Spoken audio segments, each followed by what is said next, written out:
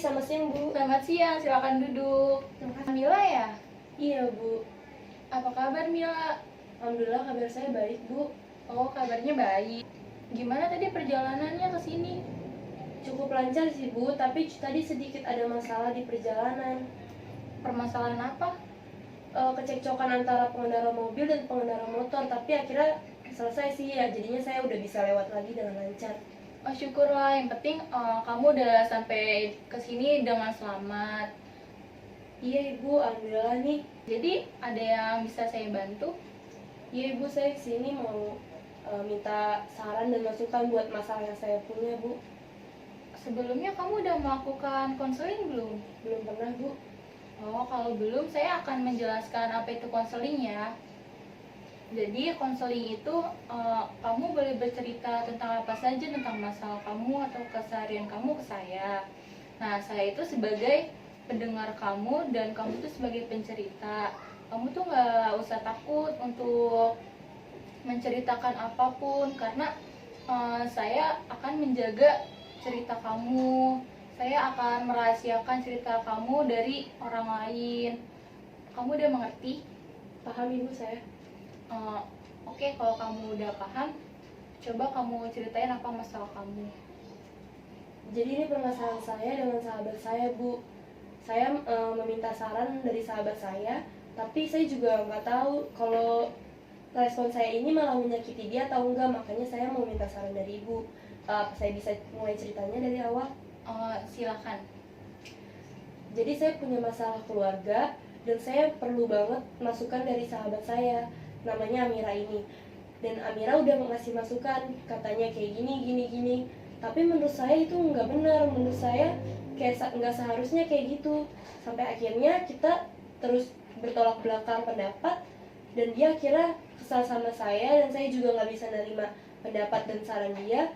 Dan sampai saat ini malah jadinya saya sama dia kayak ada perselisihan gitu, jadi nggak pernah negur-neguran lagi, nggak pernah sapa-sapaan lagi karena dia ngerasa saya egois. Padahal saya yang ngerasa saya bukannya egois Bu, tapi saya nggak tahu juga sih saya egois atau enggak, tapi saya sih ngerasa saya nggak egois, saya cuma nggak suka aja sama pendapat dia. Tapi dia jadi ngerasa kalau saya tuh egois banget, nggak bisa ngedengerin pendapat dari orang lain. Jadi, menurut Ibu itu salahnya dari saya atau dia ya Bu? Ini ya Mila, kita sebagai manusia harus bisa menerima masukan dari orang lain, baik itu positif maupun negatif. Nah, kalau kamu dapat masukan positif, bisa kamu ambil. Tapi kalau kamu dapat negatif, cukup kamu dengarkan saja. Misalkan tidak menyinggung orang yang memberi masukan. Tapi Bu, menurut saya benar dan saya nggak egois yang kayak dia bilang. Kalau boleh tahu, pendapatnya Amira itu apa ya? Jadi gini Bu, kan saya tadi ceritakan kalau saya ada masalah keluarga itu.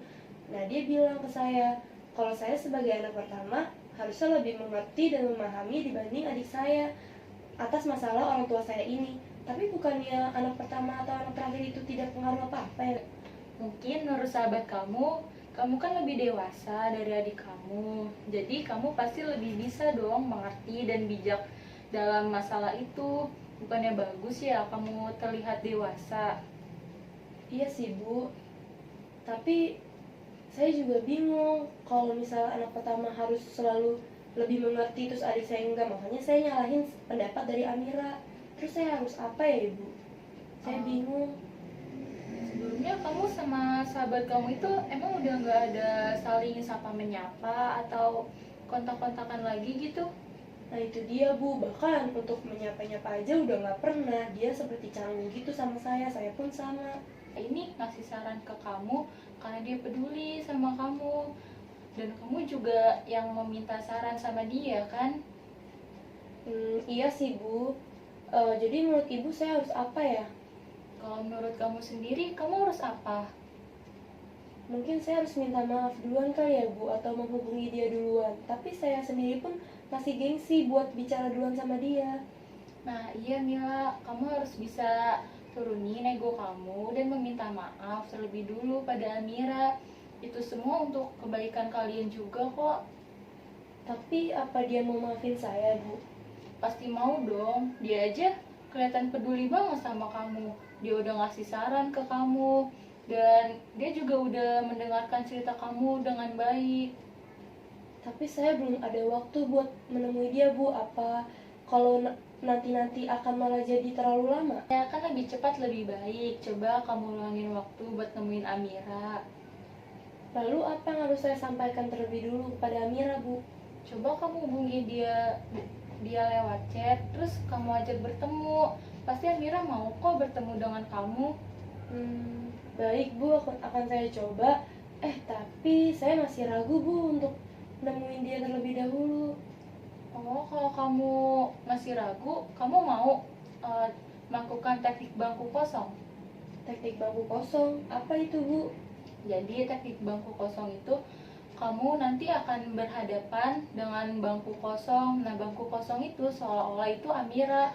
Nah, di situ kamu bisa mengungkapkan apa yang akan kamu bicarakan dengan Amira. Apakah kamu bersedia? Boleh, Bu, saya bersedia. Jadi, kamu udah bersedia untuk melakukan teknik bangku kosong? Iya, Bu, saya bersedia. Nah, coba sekarang ini bangku kosong ini kamu anggap ini ya, ini Amira. Terus kamu ungkapkan semua apa yang akan kamu bicarakan ke Amira. Baik, Bu. Hai Amira, apa kabar? Jadi di sini aku mau bahas soal kemarin yang kita sempat ada masalah itu. Sebenarnya aku kepikiran terus kalau ternyata kita bakal jadi kayak gini, jadi canggung, jadi lost kontak. Tapi aku dari kemarin bingung harus mulai dari siapa, harus minta maaf duluan atau enggak, karena aku juga gengsi. Jadi aku di sini mau minta maaf ya sama kamu. Mungkin aku juga salah karena aku terlalu egois, gak mau dengerin pendapat kamu. Padahal dipikir-pikir kamu kayak gitu kan karena kamu peduli sama aku, karena kamu juga mau buat kebaikan aku kayak gimana. Makanya aku di sini ngundang kamu main bareng, ketemu lagi, itu supaya kita jadi baik-baik lagi buat nyelesain masalah ini juga. Tapi aku takutnya kamu gak mau maafin aku karena kamu benar-benar kecewa kalau punya sahabat yang egois aku. Kamu mau nggak maafin aku? Jadi gimana setelah kamu melakukan teknik bangku kosong? Saya jadi merasa sedikit lega dan berani untuk meminta maaf duluan kepada Amira, Bu. Kalau kamu udah merasa seperti itu, apa ada yang ingin kamu ceritakan lagi? Sepertinya sudah, Bu. Saya hanya ingin menceritakan masalah itu aja. Oh ya udah, kalau seperti itu, gimana nih perasaan kamu setelah melakukan konseling dengan saya? Saya jadi merasa lebih harus bisa belajar menghargai pendapat orang lain, dan saya juga harus bisa menghargai masukan orang lain. Intinya saya jadi merasa banyak belajar dari apa yang Ibu ajarkan kepada saya. Alhamdulillah, kalau gitu kita tutup ya pembicaraan kita hari ini. Ya, Bu, terima kasih ya Ibu sudah mau mendengarkan cerita saya dan memberikan masukan. Saya juga sangat berterima kasih kamu sudah datang ke sini dan bercerita kepada saya. Kalau gitu saya permisi ya, Bu. Iya, silakan. Siang, Bu.